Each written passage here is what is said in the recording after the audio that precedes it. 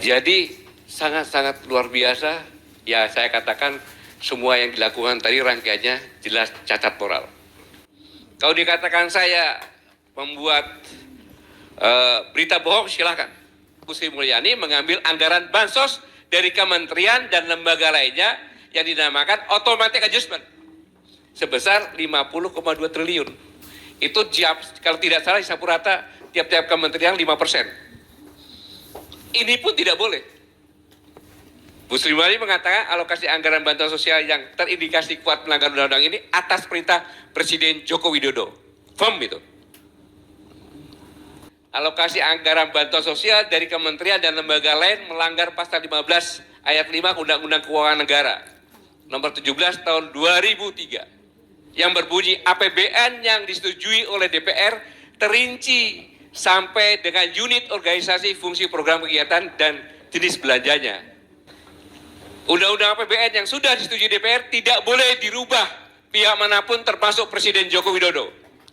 Melalui pemblokiran automatic adjustment, APBN hanya dapat diubah melalui mekanisme perubahan APBN yang disetujui DPR yang saya sampaikan tadi.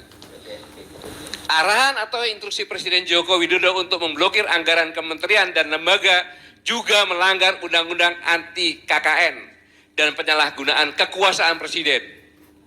Karena keputusan Presiden Joko Widodo untuk memperpanjang bantuan sosial secara mendadak ini bermotif politik dan nepotisme untuk mendongkrak elektabilitas dan memenangi Gibran. Artinya bantuan sosial dadakan tersebut sama sekali bukan untuk kepentingan masyarakat.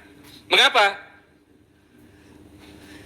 Karena itu Joko Widodo terindikasi kuat juga melanggar pasal 5 ayat 4 Undang-Undang nomor 28 tahun 1999 tentang penyelenggaraan negara yang bersih dan bebas KKN.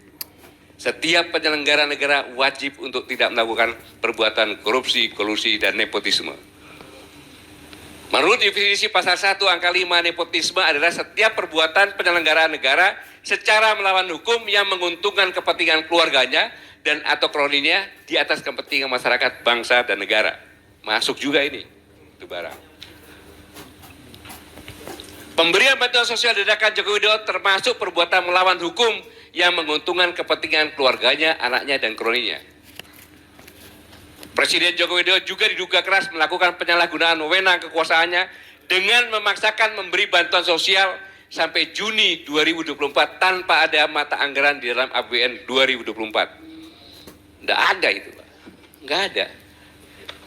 Keberanian yang luar biasa itu. Nomor 15 ya. Selanjutnya, pasal 3 Undang-Undang nomor 31 tahun 1999 tentang pemberantasan korupsi berbunyi, setiap orang yang dengan tujuan menguntungkan diri sendiri atau orang lain atau suatu korporasi menyalahgunakan kewenangan, kesempatan atau sarana yang ada padanya karena jabatan atau kedudukan yang dapat merugikan keuangan negara atau perekonomian negara dipidana dengan pidana penjara seumur hidup atau pidana paling singkat 1 tahun dan paling lama 20 tahun dan atau denda paling sedikit 50 juta dan paling banyak 1 miliar.